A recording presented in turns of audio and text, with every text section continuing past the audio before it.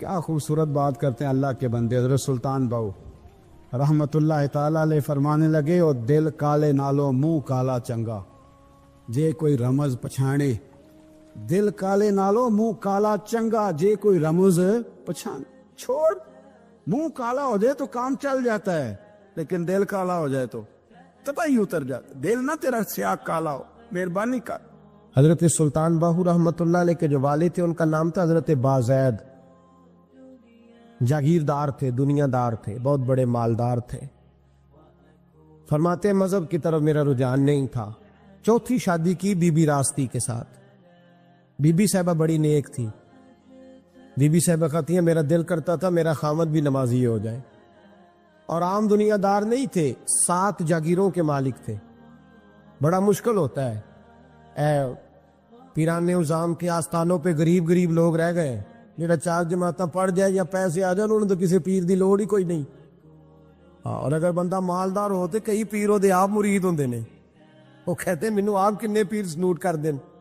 تو بہت بڑے جاگیردار تھے حضرت سلطان باہو رحمت اللہ علیہ کے والد۔ بی بی صاحبہ کہتی ہے نمازی بنانا تھا خامند کو۔ بی بی راستی کہتی ہے میں نے ٹھان لی کہ میں نے اس جاگیردار کو، وڈیرے کو، اس موٹے بڑے چودھری کو میں نے نمازی بنانا اور بنا کے دکھانا ہے نمازی۔ بی بی صاحبہ کہتی ہیں کہ وہ جس خاتون کی بھی باری ہوتی تھی، 4 بیویاں ہوتی تھیں، وہ اس کا حق ادا کرتے تو بعد میں اپنی خوابگاہ میں جا کے آرام کرتے۔ ان کا جو خادم تھا ملازم، وہ رات کو دودھ کا پیالہ انہیں دینے جاتا تھا، سونے سے پہلے ان کے پاس دودھ کا پیالہ پہنچتا تھا۔ تو بی بی صاحبہ کہتی ہیں میں نے رات کو ملازم سے کہا دودھ دینے تو نہیں جائے گا، میں جاؤں گی۔ کہ میں آدھی رات کو دودھ کا پیالہ لے کے حاضر ہوئی۔ تو کیسے آئی؟ میں نے کہا بی بی ہوں، آ گئی ہوں، تو اب مہربانی کریں۔ میں نے کہا اگر اجازت دیں تو آپ کے پیر نہ دبا دوں؟ چل دبا دے۔ بی بی کہتی ہیں پیر دباتے دباتے میں نے کہا اگر اجازت دیں تو صبح نماز کے لیے جگا دوں؟ یہ نماز کی تبلیغ ہو رہی ہے۔ تو بابا جی پتہ کیا کہتے ہیں حضرت بازید؟ کہنے لگے تو مجھے جانتی نہیں، خبردار مجھے تبلیغ کرنے کی کوشش کی، اس گھر میں رہنا ہے تو سانس اونچا نہ لینا، پتہ ہے تو کس کے ساتھ بھی آئی، خبردار۔ کہتے میں چپ کر کے آ گئی۔ اگلے دن پھر دودھ لے کے پہنچ گئی تو انہوں نے آنکھ کھول کے دیکھا میری طرف، پھر آ گئی ہے۔ میں نے کہا میرے خاوند ہے، میرے سر کے تاج ہے، پیر دبا دوں؟ کہ دبا دو۔ کہتے میں نے 10 منٹ پیر دبائے تو میں نے کہا اگر جان کی امان پاؤں تو فجر میں جگا دوں؟ میں نے جلال فرمایا، کہنے لگے تجھے کہا تھا نا کہ مجھے کسی کا مشورہ قبول نہیں، تو کون ہوتی ہے مجھے بات کرنے والی، چل دوڑ جا۔ بی بی صاحبہ کہتی ہیں میں 10 دن جاتی رہی۔ کتنے دن؟ انہوں نے سختی بھی کی، برا بھلا بھی کہا، اور کئی دن یہ بھی کہا کہ کل آئی تو پھر یاد رکھنا۔ کہتی ہیں 10ویں دن میں گئی تو حضرت بازید کہتے ہیں میرے دل میں خیال آیا یہ جان چھوڑنے والی نہیں، یہ باز نہیں آئے گی، اور چلو ہے بھی تو میری بیوی، غلط بات بھی کوئی نہیں کر رہی، کہہ بھی نماز کر رہی ہے۔ کہنے لگے اگر میں سویرے اٹھ جاؤں تو پھر دوبارہ تو نہیں آئے گی، تو دوبارہ تو نہیں آئے گی۔ یہ دیکھیں میاں بیوی کا آپس میں رشتہ، سویرے اگر میں اٹھ جاؤں نماز کے لیے تیرے کہنے پہ تو میری جان چھوڑ دے گی تو؟ بی بی صاحبہ کہنے لگی میں دوبارہ نہیں آؤں گی، آپ مہربانی کریں سویرے اٹھ جائے۔ کہنے لگے چل تو میری بیوی ہے، ایک بار مان لیتا ہوں تیری بات، سویرے جگا دینا۔ بی بی راستی کہتی ہے میں پہلے سو کے اٹھا کرتی تھی، وہ رات میں سوئی نہیں، کہتے میں ساری رات رو کے گزار دی، ساری رات، اور بیدار رہ کے گزار دی۔ سویرے فجر کے وقت پانی گرم کیا، بغل میں مصلی لیا، خامد کو بیدار کیا، وضو کرایا، اور کہتی ہیں جب وہ اللہ اکبر کہہ کے سنتوں کی نیت باندھی تو میرے اس طرح آنسو گرے جیسے سیلاب آتا ہے اور دریا کا بند ٹوٹتا ہے، اور میں نے رو کے کہا مولا میرے اختیار میں یہیں تک تھا، میں مصلی پہ کھڑا کر سکتی ہوں، میں دل تو نہیں نہ بدل سکتی، وہ تیرے قبضے میں ہے، مقلب القلوب ہے، فضل کر اس کا دل بدل دے۔ فرماتی ہے میں روتی رہی، 2 رکعتیں پڑھ کے میری طرف دیکھا تو فرضوں کی نیت باندھ لی، اور 2 فرض پڑھ کے پھر میری طرف دیکھا، کہنے لگے خبردار سویرے جگانے آئی تو؟ میں نے کہا جی نہیں جگاتی۔ میری طرف دیکھ کے کہنے لگے تو نہیں جگائے گی آج کے بعد میں تجھے نماز کے لیے جگایا کروں گا، میں تجھے جگاؤں گا، آپ فرمانے لگی وہ نمازی بن گئے، میں پہلے ہی نمازی تھی۔ جب ان دو نمازیوں کا ملاپ ہوا تو اللہ نے سلطان باہو جیسا بیٹا عطا ہوا ہے، سلطان باہو جیسا بیٹا عطا فرمایا۔ حضرت سلطان باہو رحمت اللہ تعالی علیہ کے ایک خادم ہوئے ہیں، ان کا اصل نام امیر بابا لکھا ہے بعض جگہوں پہ، لیکن ان کو کڈن میاں، کڈن میاں، بڈھے میاں کئی ناموں سے یاد کیا جاتا ہے۔ بڑے درویش تھے، صاحب حضوری آدمی تھے۔ اکثر لوگ دم درود کرانے آتے تھے ان کے پاس، بزرگوں کے پاس لوگ آتے ہیں، اللہ کے بندے دعا کرتے ہیں تو اللہ خیر فرما دیتا ہے۔ آج کل کا زمانہ نہیں، اب تو دکانداری ہے نا، ٹوکن چلتے ہیں، تو اللہ تعالیٰ خیر کرے، حالات بڑے عجیب و غریب ہے۔ تو ان کے پاس لوگ آیا کرتے تھے دم کرانے، انہوں نے نا دور ایک برتن رکھا ہوا تھا، تو کوئی آدمی آتا تو تھوڑا سا اس میں نذرانہ ڈالتا، نذرانہ تھا حضرت جی میرا یہ کام ہے، یہ کر دیں۔ وہ خلیفہ تھے حضرت سلطان باہو کے، وہ گردن جھکاتے، تھوڑی دیر کے بعد سار اٹھاتے، کہتے تیرا کام ہو جائے گا۔ صحیح مسلم کی حدیث ہے، نبی پاک نے فرمایا رب اشغاز اکبر لو اقسم علی اللہ لابرہ، اللہ کے کچھ بندے ایسے ہیں جو اللہ کو قسم بھی دے تو اللہ ان کی قسم پوری کر دیتا ہے۔ ان کے کپڑے مٹی سے بھرے ہوتے ہیں پر اللہ کو کہہ دیں تو اللہ کر دیتا ہے۔ حضرت سلطان باہو کے وہ خلیفہ کہتے ہو جائے گا تو ہو جاتا، پھر کوئی بندہ آ کے کہتا جی نذرانہ ڈال دیا تو کام، گردن چکاتے کہتے اپنے پیسے نکال کے لے جا، تیرا کام کوئی نہیں ہونا۔ ایک دفعہ کچھ سید زادیاں آ گئیں، انہوں نے آ کے نا اس زمانے میں 100 روپیہ، سمجھ لے کہ آج کل لاکھ روپیہ، بابا جی کے نذرانے والے گلے میں ڈالا اور آ کے کہا کہ بابا ہمارے نا ایک بچے کو سزائے موت ہو گئی اور حلفاً بتاتے ہیں کہ ناجائز پھانسی کا حکم ہوا ہے، تو تیری رب رسول کی بارگاہ تک رسائی ہے، مہربانی کر، سیدوں کا بچہ ہے، مہربانی کر۔ بابا جی نے گردن جھکائی اور کہا اپنا 100 روپیہ نکال کے لے جاؤ، مشکل ہے بچہ بچے تو میں کچھ نہیں کر سکتا۔ سیدزادیاں تھی، روتی ہوئی لوٹ گئیں، بچے کی نانی زندہ تھی، ان کو جا کے بتایا تو وہ رونے لگ گئیں، کہنے لگی تمہیں بات نہیں کرنی آئی، اللہ کے بندے بڑے نرم دل ہوتے، تمہیں منانا نہیں آیا، ورنہ یہ ہو سکتا تھا میں جاتی ہوں۔ وہ آئی، 100 روپیہ ڈالا اور بابا جی امیر صاحب کے پاس بیٹھ کے کہنے لگی بابا بات یہ ہے کہ ہم سید ہیں، ہے سارا ہمارے گھرانے کا، پر چلو آج تک رسائی تیری ہے، آج کل تیرے تعلقات مضبوط ہیں تو مہربانی کر، کوئی غلط بات نہیں، بچے کو پھانسی غلط ہو رہی، مہربانی کر۔ بابا کہنے لگا اماں میرے بس میں نہیں، میں بھی تو اللہ کا کمزور بندہ ہوں نا، مالک کا کمزور بندہ ہوں، کو ضروری نہیں، دعا پہ فضل ہوتا ہے، اگر اس کی مشیت ہو تو پھر بندہ کیا کر سکتا ہے۔ تو اماں یہ کام نہیں ہو سکتا، تو اماں رونے لگ گئی، کہنے لگی کوئی نہیں، میں قیامت کے دن حضور کی بارگاہ میں تیری شکایت کروں گی، میں کہوں گی کہ میں نے بتایا تھا میں سید ہوں، اس نے توجہ ہی نہیں کی، میرا کوئی خیال ہی نہیں کیا۔ بابا صاحب فرمانے لگے اماں پیسے نہ نکالنا، جا تیرا کام ہو جائے گا، جا تو ہو گیا تیرا مسئلہ حل، ہو جائے گا۔ وہ آپ پیسے رکھتے تھے تو سال کے بعد، 6 مہینے کے بعد، مہینے کے بعد جا کے حضرت سلطان باہو کو دے کے آیا کرتے، وہ وہاں لنگر میں یا کسی جگہ خرچ کرتے۔ جس دن اس بچے کی پھانسی کا وقت تھا نا تو وہ بابا جی حضرت سلطان باہو کے پاس چلے گئے۔ حضرت سلطان باہو کے مزار پہ جو دوست گئے ہیں یا میرے ساتھ گئے ہیں وہ جانتے ہیں کہ گڑھ موڑ سے یوں مڑتے ہیں، آگے دربار ہے، تو گڑھ موڑ پہ حضرت سلطان باہو ان کے استقبال، ان کو وہاں پتہ چل گیا کہ وہ آ رہا ہے، آئے دروازے گڑھ موڑ تک، مرید ساتھ تھے، تو حضرت سلطان باہو کہنے لگے یار تو نے اچھا نہیں کیا، اپنے خلیفے تو نے اچھا نہیں۔ کہنے لگے حضور چارہ کوئی نہیں تھا، سیدزادیاں آ گئی تھی، حضور کا خاندان تھا، میں کیا کرتا۔ مرید کہتے ہمیں سمجھ نہیں آ رہی کہ یہ کیا ہو رہا ہے۔ کہنے لگے مجبوری تھی، کیا کرتا، کدھر جاتا، حضور کا خاندان تھا۔ کہا تو نے اچھا نہیں، کہتے ہمیں نہیں سمجھ آ رہی کہ تو نے اچھا نہیں کیا، وہ کہتے ہیں حضور کا خاندان تھا، ہمیں اس کا معنی کیا ہے۔ کہتے تھوڑی دیر گزری، بچہ وہاں سے رہا ہو گیا، حضرت سلطان باہو کے خلیفہ کا انتقال ہو گیا، وہ وصال کر گئے، وصال ہو گئے، آپ نے جنازہ پڑھایا، دفن کیا، تو غلام کہنے لگے حضور یہ ماجرا کیا ہے۔ آپ فرمانے لگے اس نے اللہ کے حضور دعا کی تھی کہ مولا جناب اسرائیل نے اس دن کسی نہ کسی کی روح لینے ہی آنا ہے نا، تو میری لے جائے۔ اب سیدزادیاں دروازے پہ آ گئی ہیں، تو سادات کو تو خالی نہیں نہ بھیجا جا سکتا، مصطفیٰ کا خاندان ہے، حضور میری روح لے جائی جائے اور اس سیدزادے کو چھوڑ دیا جائے۔ فرمایا اس نے اللہ کے حضور قربانی دے کے وَفَدَيْنَاهُ بِذِبْحٍ عَظِيمٍ. حضرت سلطان صاحب کہنے لگے ایسا کیتی ہے جان حوالے رب دے، ایسا عشق کمایا ہے اسی مرن تو پہلو ہی مر گیا، باہو تا مطلب نو پایا. حبیب اجمی ایک بزرگ تھے، ان کے پاس ایک شخص اکثر آتا تھا، بڑا مالدار تھا، ایک ہی بیٹی تھی، وہ بھی ٹانگوں سے معذور تھی. تو آپ اکثر اس کو کہتے کہ تو توبہ کر، اللہ کی بارگاہ میں رجوع کر. ایک وقت ایسا آتا ہے کہ پھر انسان کا جب کوئی اپنا نہیں رہتا پھر اسے مصلی یاد آتا ہے، لیکن اگر مصلی کی عادت بچپن سے پڑ جائے نا تو پھر ذرا آسان ہوتا ہے اللہ سے دل لگانا. وہ اکثر آپ اس کو کہتے کہ ٹھیک ہو جائے کہ تو بیٹی ہے، وہ بھی بیچاری معذور ہے، تو کہاں دولت لے جائے. آج کرتا ہوں، ہم تاریخیں دیتے رہتے ہیں نا اللہ تعالیٰ کو معاذ اللہ کہ رمضان سے میں نے نیک ہو جانا ہے، عمرہ کر کے آؤں گا تو پھر میں پکا نمازی ہوں. خدا کے بندو، کس نے تجھے بتایا ہے کہ رمضان تک تو زندہ رہے گا؟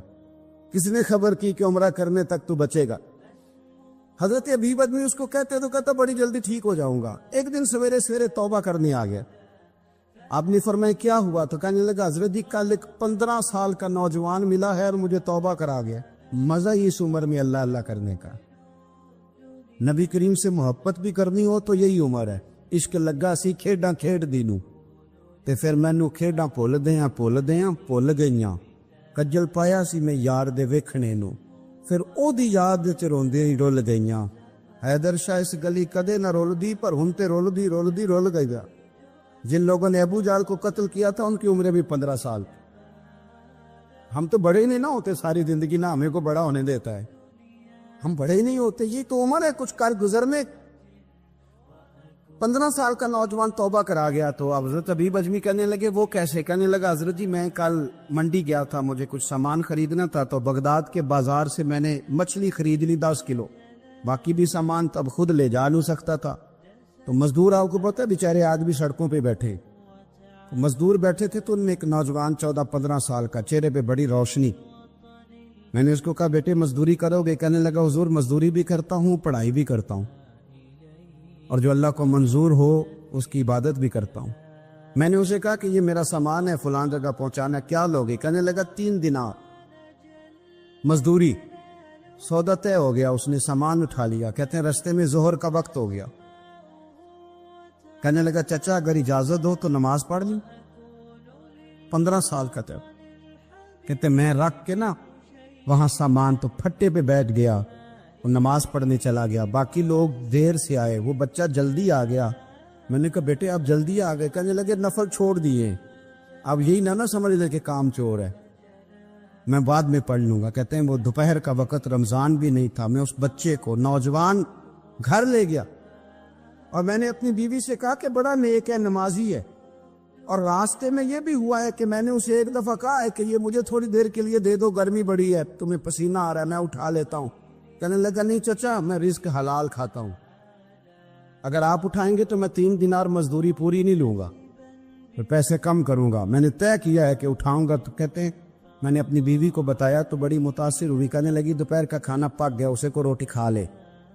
رمضان بھی نہیں تھا. کہتے میں باہر نکلا، اس کو 3 دینار تھمائے. تو میں نے کہا بیٹے ایک بات میری مانو گے؟ کہنے لگا بتائیے. میں نے کہا کھانا پکائے کھا لو. کہنے لگا میں معافی چاہتا ہوں، میں نے روزہ رکھا ہوا ہے. حضور نے حکم دیا، حکم نبی کریم نے حکم دیا، بخاری مسلم کی حدیث ہے. فرمایا نوجوانوں اگر تمہارے پاس طاقت ہے تو نکاح کر لو ورنہ روزے رکھو. حکم دیا، یا نکاح اور یا روزے، یہ سرکار کا حکم ہے. بھائی نفلی روزہ نفس کی قوتوں کو کچلتا ہے، انسان میں نورانیت اور روحانیت لاتا ہے. کہتے وہ کہنے لگا میں نے روزہ رکھا ہے. میں اور متاثر ہو گیا. میں نے کہا اب کیا کرو گے؟ تھی کہیں اور جانا ہے؟ کہنے لگا نہیں، میں جس دن 3 دینار کما لیتا ہوں پھر میں مزید لالچ نہیں کرتا، باقی وقت یا قرآن مجید پڑھتا رہتا ہوں یا نبی پاک پہ درود شریف پڑھتا رہتا ہوں. آپ بتائیں. تو میں نے کہا کہ افطار میرے ساتھ کر لو. کہتے ہیں میں اسے مسجد چھوڑ آیا اور خود میں لوٹ آیا. افطار کے بعد میں اسے لایا، کھانا کھلایا، عشاء پڑھی. اس کا گھر دور تھا، میں نے ڈرائنگ روم کھول دیا، بیٹھک کھول دی، وہیں وہ سو گیا. میری 20 سال کی معذور بچی کبھی چل نہیں سکتی تھی، کوئی طبیب کوئی حکیم میں نے چھوڑا نہیں تھا اس کو دکھایا نہ ہو. ایک ہی بیٹی، وہ بھی معذور پیدائشی. اس کے کمرے میں گئے، میاں بیوی اسے کھانا کھلا اور بتایا بیٹے ایک نوجوان ہے، بڑا نیک ہے ہمارے گھر میں آج، بڑا پرہیزگار۔ پتہ ہے حضور نے کیا فرمایا؟ نبی کریم فرماتے ہیں جب نوجوان اٹھ کے تہجد پڑھتا ہے نا نوجوان، تو اللہ فرشتوں کے سامنے اس نوجوان پر فخر فرماتا ہے۔ اللہ فخر کرتا ہے کہ عمر دیکھو اور دیکھو یہ میری بارگاہ، اللہ فخر کرتا ہے، اللہ یعنی خدا خود میرے مجلس بود، اللہ فخر کرتا ہے۔ اب سوچیں کون نے اپنی بیٹی کو بتایا کہ نوجوان ہے اور بڑا نیک ہے؟ تو کہتے ہیں وہ کھانا کھلا کے ہم واپس آ گئے، آدھی رات کا وقت ہوا تو دروازے پہ دستک ہوئی، بچی اپنے کمرے میں سو رہی تھی، ہم اپنے کمرے میں، وہ بیٹھک میں، گھبراہٹ اٹھی کہ اس وقت کون ہے دروازے پہ؟ تو بیٹی کہنے لگی ابا دروازہ تو کھولنا۔ کہتے ہیں دروازہ کھولا تو 20 سال ہو گئے تھے بیٹی کو، کبھی اس نے چل کے نہیں دکھایا تھا، کبھی دوڑ کے ادھر جاتی، کبھی ادھر آتی، کہتی ہے الحمدللہ اللہ نے میری ٹانگیں ٹھیک کر دی۔ ہم دونوں رونے لگے، اے اللہ تو کتنا کریم ہے، کیسے ہوا بیٹے سارا کچھ؟ بیٹی کہنے لگی ابا آپ نے کہا تھا نا کہ نیک نوجوان آیا ہے، تو میرے دل میں خیال آیا اللہ اگر واقعی نیک ہے تو اس کے صدقے مجھے شفا ہی دے دے۔ یا ایھا الذین آمنوا اتقوا اللہ وابتغوا الیہ الوسیلہ۔ تو کہنے لگی ابھی میری دعا بھی پوری نہیں ہوئی تو رب کریم نے فضل کیا ہے اور مجھے شفا عطا کر دی۔ کہتے ہم دوڑ کے اس کے کمرے میں گئے اور جب ہم نے ہاتھ رکھا تو دروازہ پہلے سے کھلا تھا، ایک خط چھوڑ گیا تھا۔ آج کل کے پیر کی کرامت ہوتی تو فیس بک پہ دے دیتا، باقیوں کو بھی ذرا پتہ چلے۔ کہتے ہیں وہ خط چھوڑ گیا اپنے بستر پہ کہ اگر تم لوگوں کو مجھ سے محبت ہو گئی ہے تو میرے پیچھے نہ دوڑنا، اس رب کی بارگاہ میں جھکنا جس رب نے میرے اوپر بھی فضل فرمایا ہے اور آپ پر بھی کرم فرمایا ہے۔ میرے نوجوان دوستو، سلطان محمود غزنوی کے زمانے میں نا چوریاں بڑی ہونے لگی، بڑی چوری، روز چور آ جاتے، سارا علاقہ پریشان ہے۔ چور تھے 4، جس گھر میں بھی آتے پیروں کے نشان ملتے 4 لوگوں کے، 4 چور ہیں پکڑے، بڑی دوڑ لگی، پولیس فوج، چور نہیں پکڑے جاتے۔ سلطان محمود غزنوی کہنے لگے تم سے نہیں پکڑے جائیں گے، میں ہی پکڑوں گا۔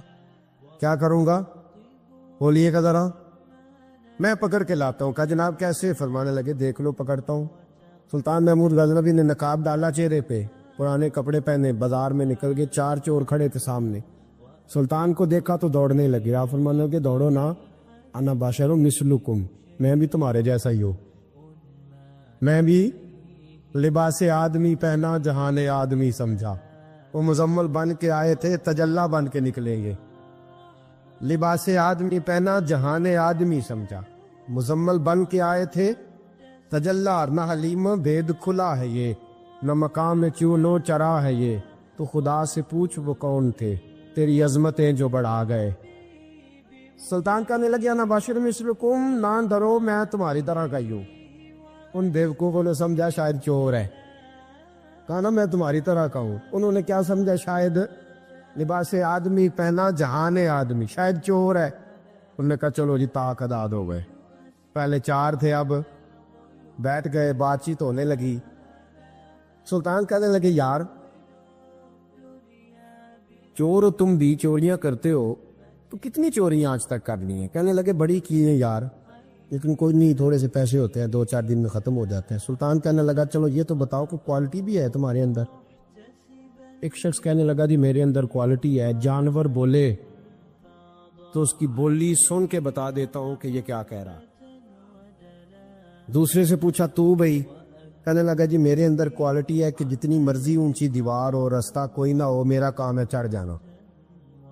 تیسرے سے پوچھا تو بتا؟ کہنے لگا میری خوبی یہ ہے کہ میں سونگ کے بتا دیتا ہوں پیسے کہاں رکھے ہوئے ہیں۔ سلطان مسکرا کے کہنے لگے ساری چوروں والی کوالٹی ہے، پکے چور، چوروں والی کوالٹی ہے ساری تمہارے اندر۔ خیر چوتھے سے پوچھا تو بتا؟ تو بتا؟ کہنے لگا جی میری کوالٹی یہ ہے کہ جس کو رات کے اندھیرے میں نقاب میں دیکھ لوں، سویرے پہچان لیتا ہوں بندہ کون تھا۔ چھپا ہوا دیکھوں گا پر سویرے مجھے اندھیرا ہوگا، نقاب ہوگا، پر میں سویرے پہچان لوں گا۔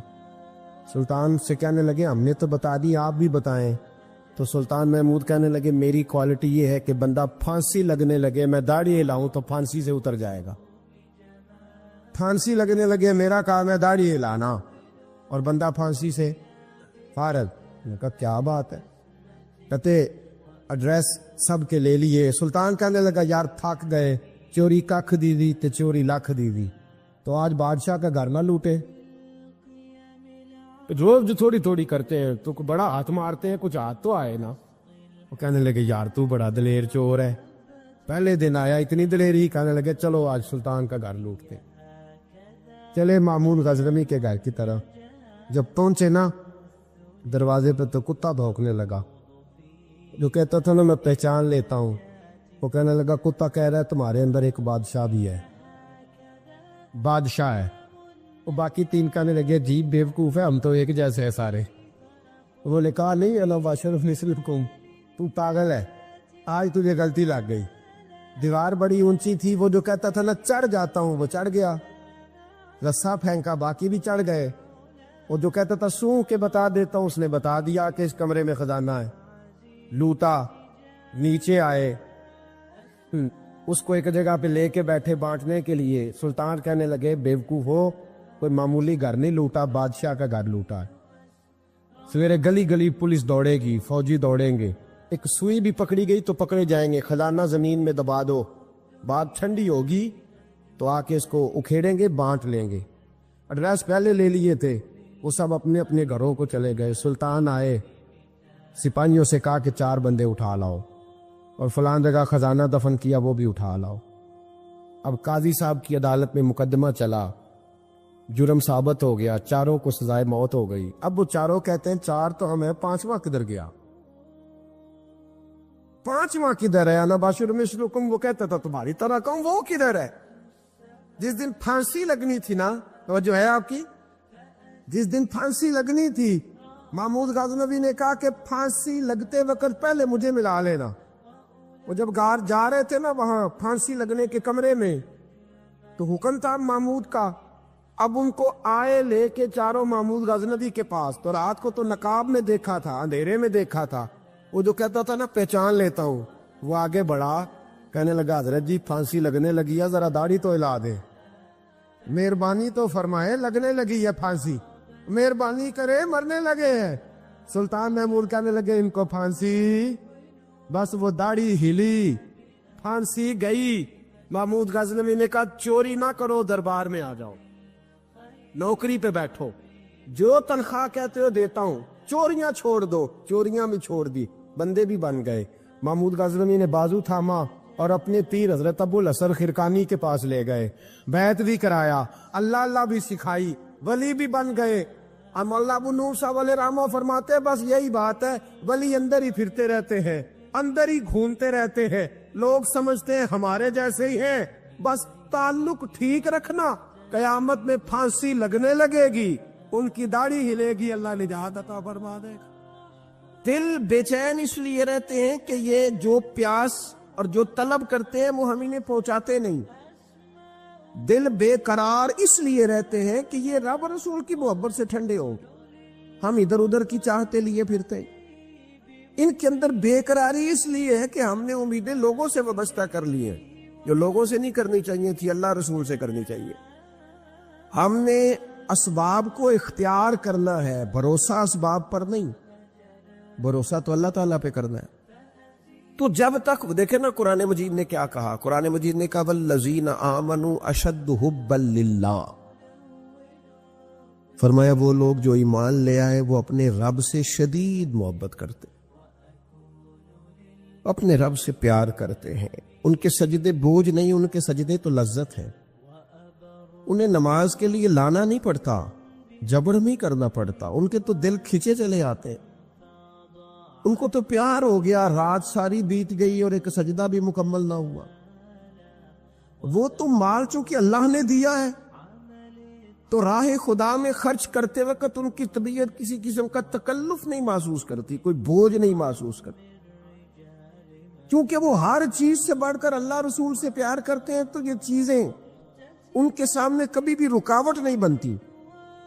اور دل میں سب سے زیادہ محبت اللہ کی، اور جہاں تک تعلق ہے میرے رسول پاک کا، اللہ کریم نے فرمایا النبی اولا بالمؤمنین من انفسہم، فرمایا یہ جو نبی ہے نا یہ تو مومنوں سے ان کی جانوں سے بھی زیادہ قریب ہے۔ تو ہر وقت دل کی دھڑکنوں میں، روح کی ٹھنڈک میں، قلب میں، دل میں، روح میں، ذہن میں جو چیز ہر وقت سمائی ہے نا مومنوں کے، وہ رسول پاک کی ذات ہے۔ اگر رات ساری بندہ یہی سوچتا رہے کہ سویرے یار کس طرح کام چلانا ہے، پیسے کیسے آئیں گے، جو میرے پاس 2 لاکھ ہے اسے 6 کیسے کرنا ہے، اور یہ 6 ہے یہ 12 کیسے ہو سکتا ہے، اور جناب یہ دنیا میری کیسے آگے بڑھ سکتی ہے، اور یہ جو پلاٹ پڑا ہے نا میرے گھر کے بالکل سامنے کیسے کوئی چکر چلے کہ میرا ہو جائے، گاڑی ہے ذرا چھوٹے ٹائروں والی بڑے ٹائروں والی کیسے آ سکتی ہے۔ اگر 24 گھنٹے منصوبہ بندی دنیا حاصل کرنے سے دین منع تھوڑا کرتا ہے، حضور نے تو فرمایا محنت کر کے کمائی کرنے والا اللہ کا دوست ہے، منع نہیں ہے، لیکن ہر وقت اسی گنتی میں رہنا، اسی کے شمار میں رہنا، الجھ جانا، اور جو اصل چیز تھی اس کو چھوڑ جانا۔ ہم نا نیکی کرتے ہیں، مومن ہوتے ہیں، لیکن اس کی لذت نہیں پاتے۔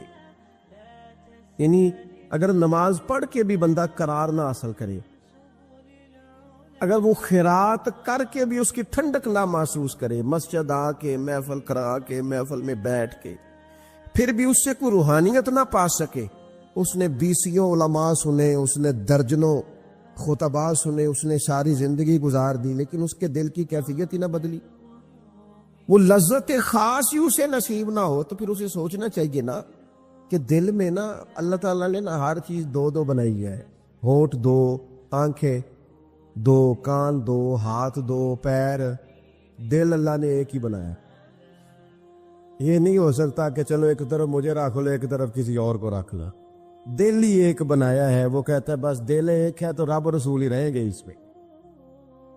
اس میں ادھر ادھر کی چاہتے نہ لے آنا، جب تک دل کے اندر پوری طور پر اللہ رسول کی، بخاری مسلم میں حدیث ہے، نبی پاک علیہ الصلوۃ والسلام نے فرمایا اگر تم چاہتے ہو نا تمہیں ایمان کی لذت نصیب ہو، آپ زیادہ غور کریں میری بات پر، ایک ہے کھانا، ایک ہے مزیدار کھانا، ایک ہے مومن ہونا اور ایک ہے مومن ہونے کا مزہ آنا، لذت نصیب ہونا کہ میں صاحب ایمان ہوں۔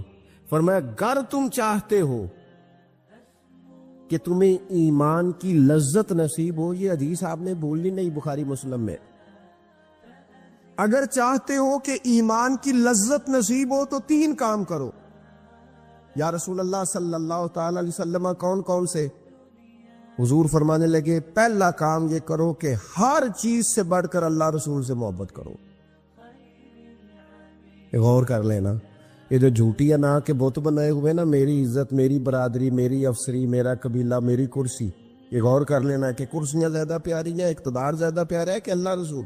ایک طرف رسول اللہ کی شریعت اور ایک طرف تیری برادری کے رسم و رواج، لیکن شادی والے دن رسم و رواج جیت گئے، کدھر گئی تیری محبت رسول؟ وہ صرف محفل والے دن تھی، ربیع الاول شریف میں تھی۔ ہم تو دیندار سمجھتے ہی اس کو ہیں جس کے گھر میں شادی ہو تو پتہ چلتا ہے کتنا دیندار ہے، محفل میں تو سارے دیندار ہوتے ہیں، یہ تو پتہ ہی تب چلتا ہے جب کسی کا انتقال ہو جائے، نہ گھر میں کوئی خوشی آئے کہ اب یہ کتنا دیندار ہے، اب پتہ چلے گا۔ مسجد میں تو سارے دیندار ہیں۔ فرمایا اگر چاہتے ہو کہ لذت ایمان نصیب ہو تو ہر چیز سے بڑھ کر اللہ رسول سے پیار کرو، اور دوسرا فرمایا جس سے بھی پیار کرو نا اللہ رسول کی رضا کے لیے کرو،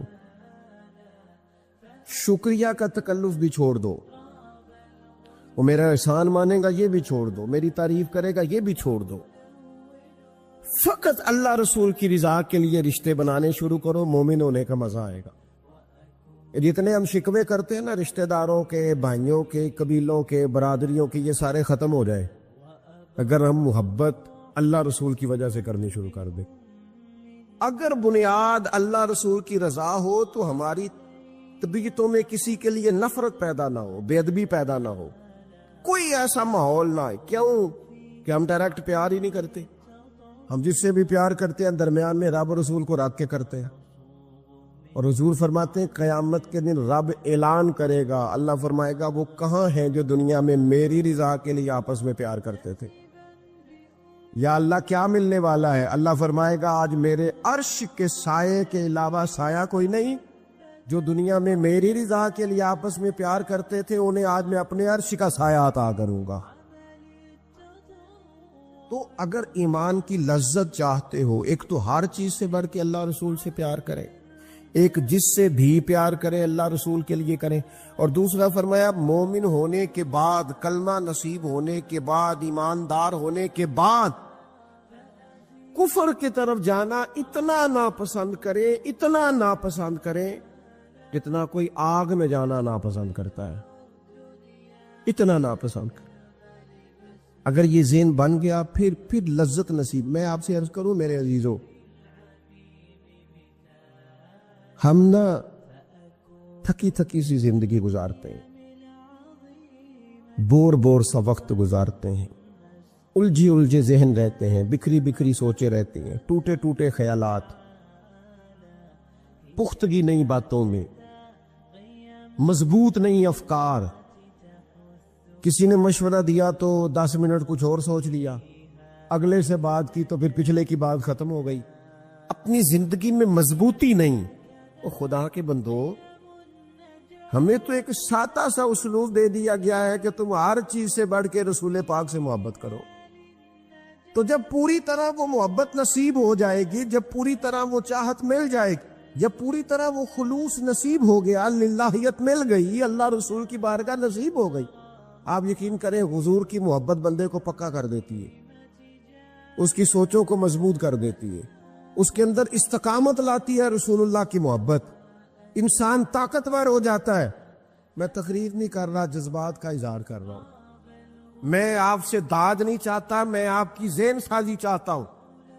آپ بھلے میری بات پر کوئی سبحان اللہ ماشاءاللہ نہ کہیں، لیکن میرے درد دل کو سمجھے میں کیا کہنا چاہتا ہوں. دوستو، حضور کی محبت مضبوط کرتی ہے، مضبوط طاقتور کر دیتی ہے. نہ سمجھ آئے تو سیدنا بلال سے پوچھ کے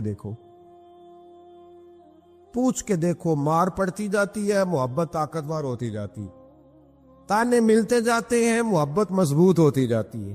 نہ سمجھ آئے تو سیدنا سلمان فارسی سے پوچھو. سالوں بیت گئے، ڈھونڈتے، تلاش کرتے، آتے حضور کی بارگاہ میں حاضری دیتے، غلامی کرتے، کہاں سے چلے کہاں پہنچے. اگر نہ سمجھ آئے تو حضرت خبیب سے پوچھو، نہ سمجھ آئے تو بدر میں جا کے شہید ہونے والوں سے پوچھو یہ محبت کتنا طاقتور کرتی ہے. حضرت انس بن نضر سے پوچھو میدان احد میں کہ یہ محبت افکار کو زندہ کرتی ہے، روح کو تازہ کرتی ہے. بندہ نہ زیادہ باتوں سے ویسے ہی بچ جاتا ہے. ایک شے ہی صرف یاد کرنی پڑتی ہے، ایک شے ہی، علم و بس کریو یار اے ہوئی حرف تینوں درکار. اعلیٰ حضرت فرماتے ہیں اے عشق تیرے صدقے ہم جلنے سے چھٹے سستے. جو آگ بجھا دے گی اب وہ آگ لگائی ہے، جو آگ بجھا دے گی اب وہ. اور پھر اعلیٰ حضرت فرماتے ہیں کہ یاد رکھنا جان ہے عشق مصطفیٰ، روز فزوں کرے خدا. اور جس کو ہو درد کا مزہ، جس کو ہو درد کا مزہ، ایک ہوتا ہے شفا کا مزہ، ایک ہوتا ہے بیماری کا مزہ. یہ حضور کی محبت کی وہ والا درد ہے کہ یہ مزیدار ہے. اعلیٰ حضرت فرماتے جان ہے عشق مصطفیٰ، روز فزو کرے خدا. او لوگو جس کو ہو درد کا مزہ، وہ ناز دوا اٹھائے کیوں، اور پھر کے گلی گلی تباہ ہم ٹھوکریں سب کی کھائیں کیوں. اور دل کو جو عقل دے خدا تو تیری گلی سے جائے کیوں،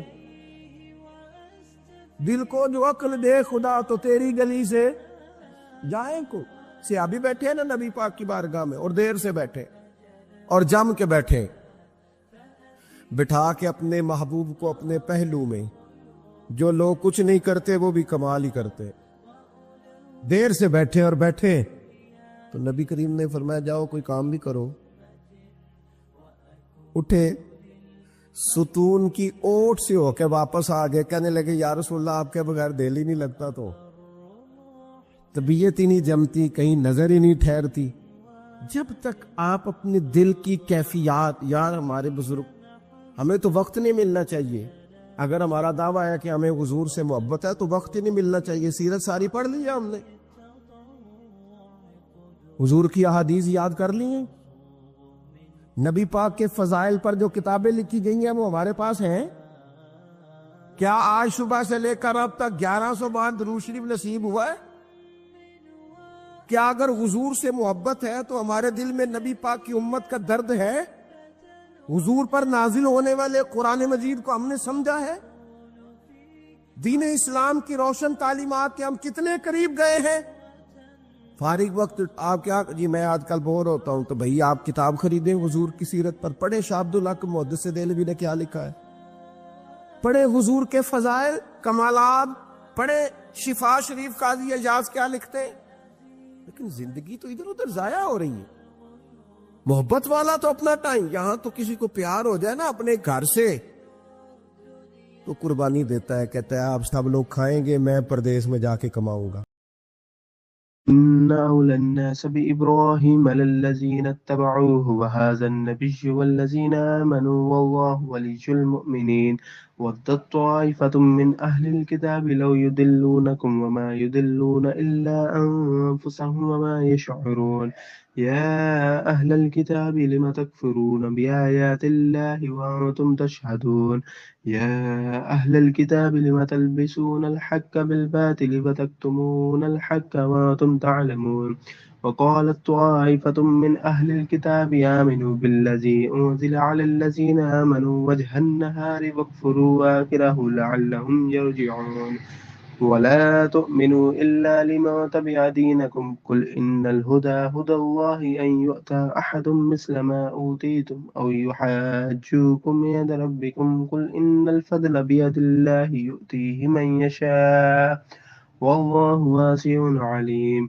يختص برحمته من يشاء والله ذو الفضل العظيم ومن أهل الكتاب من إن تأمنه بقنطار يؤده إليك ومنهم من إن تأمنه بدينار لا يؤده إليك إلا ما دمت عليه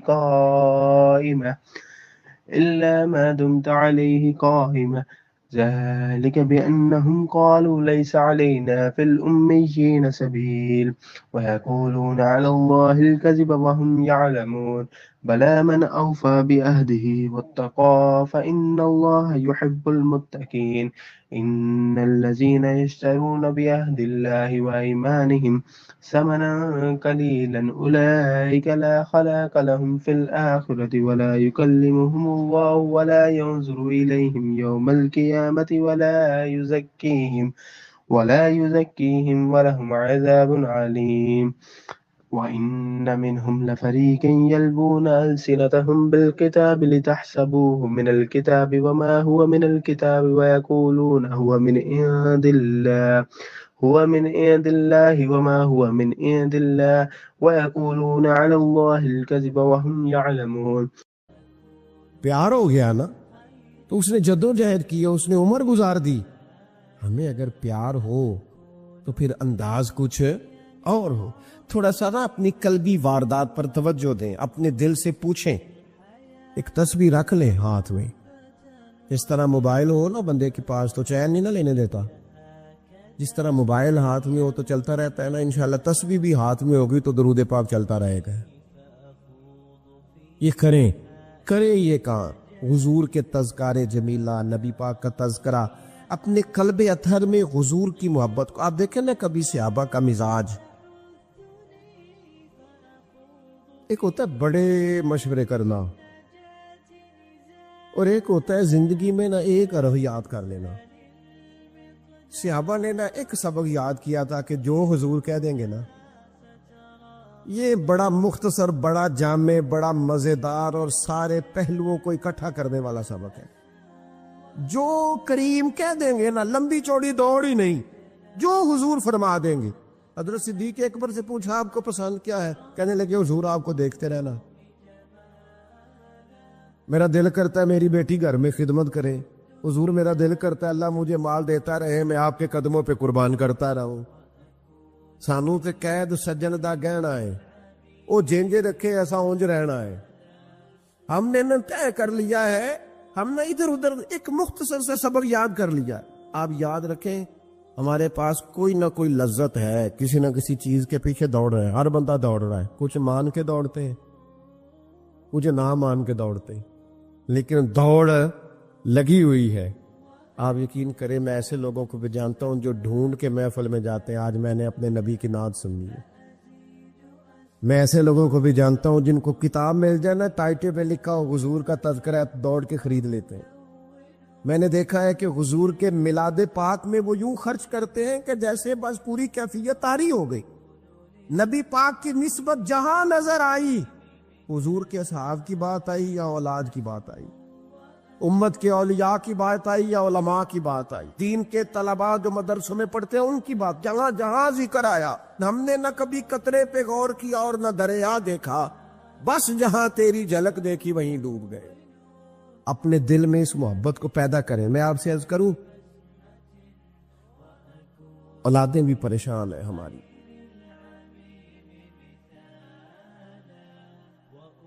ہم نے بچوں کو پیسے دیے ہیں، ٹائم نہیں دیا، ہم نے بچوں کو گھر دیا ہے، خاندانی ماحول نہیں دیا۔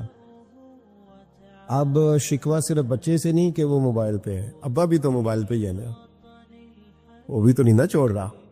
بچے جو چھوٹے موٹے سوالات اپنے ماں باپ سے پوچھتے تھے تو ایک خاندانی روایات، ان کا حسن منتقل ہوتا تھا، وہ اب رخصت ہو رہا ہے۔ بچے اپنے گھروں میں، آپ کو پتہ ہے یہ صحابہ کی اولادیں کیوں جان قربان کرتی تھی نبی پاک پہ؟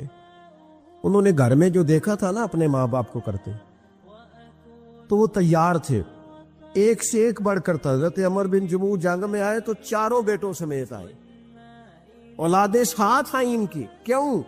انہوں نے اپنے بچوں کو وقت دیا، ٹائم دیا، ان کی تربیت کی۔ دیکھیں ایک ہے میں تقریر کروں،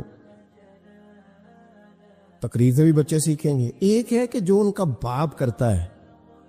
میں اکثر ایک مثال دیتا ہوں، میں کہتا ہوں کہ کئی دفعہ گھر میں نا اماں کہتی پتر چپ کر جا، تیرا ابا آج کل پریشان ہے، ناراض ہو جائے گا، چپ کر، ابھی بات نہ کرنا، کاروباری ٹینشن چل رہی ہے۔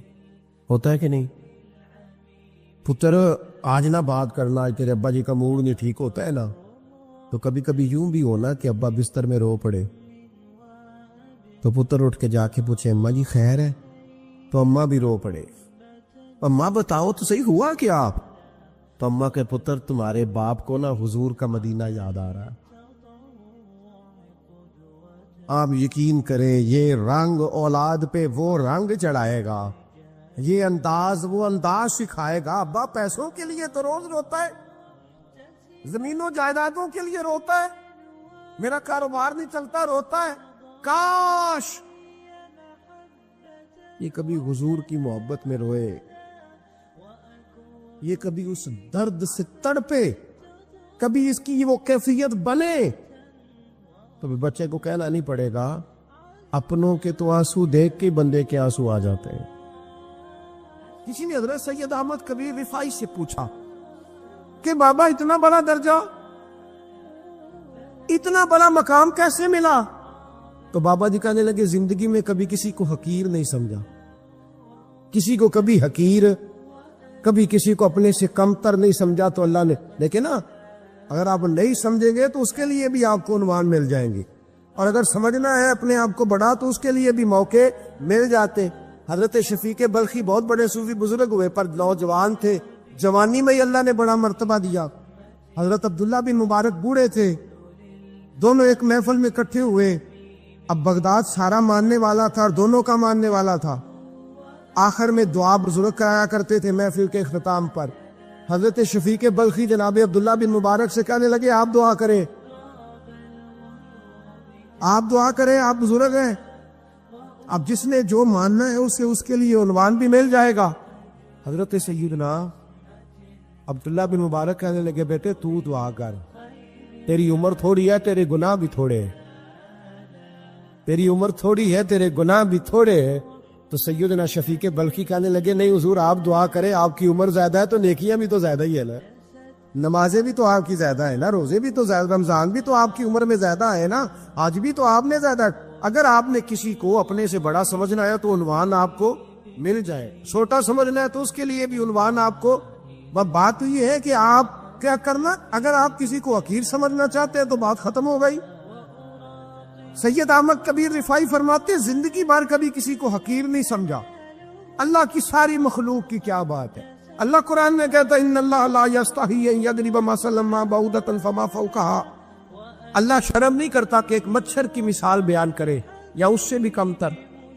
اللہ مچھر کی بات کرتا ہے اتنا بڑا ہو کے، وہ کہتا ہے میں کروں گا، میری مخلوق جو ہے میری مخلوق۔ حضرت احمد کبیر رفاعی فرمانے لگے میں نے کبھی کسی کو حقیر، بولیے کبھی کسی کو حقیر، ہم لوگوں کے پاس عنوان بڑے حقیر سمجھنے کے لیے ہم سمجھ لیتے ہیں۔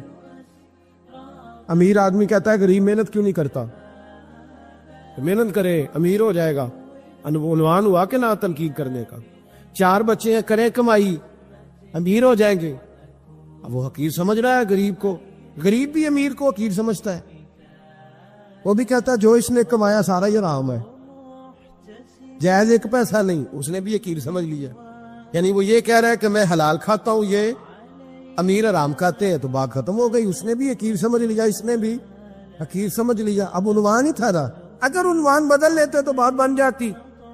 امیر اگر یہ کہتا کہ میں اس غریب کی مدد کروں گا اس لیے کہ پیسے محنت سے نہیں ملتے، خدا کے فضل سے ملتے ہیں، تو وہ یہ نہ کہتا کہ یہ محنت کرتا تو آگے چلا جاتا۔ اور غریب اگر سمجھتا اس بات کو تو یہ نہ کہتا امیر سارے حرام ہی کھاتے ہیں، وہ کہتا بھئی رب نے جو میرے لیے پسند کیا مجھے دیا، جو اس کے لیے پسند کیا اسے دیا، بات ختم ہو گئی، جھگڑا ختم۔ عنوان تو مل جائے گا آپ کو، مثبت بھی اور منفی بھی، تو اچھی بات نہیں کہ مثبت اختیار کریں۔ سید احمد کبیر رفاعی کہتے ہیں میں گزر رہا تھا، ایک دن میرے ساتھ ایسا ہوا کہ میں گزر رہا تھا کھیت کے اندر سے، ادھر بھی پانی تھا ادھر بھی پانی تھا، ہوتا ہے نا پانی پانی ہوتا ہے فصلوں میں کئی دفعہ، کب ہوتا ہے زیادہ پانی؟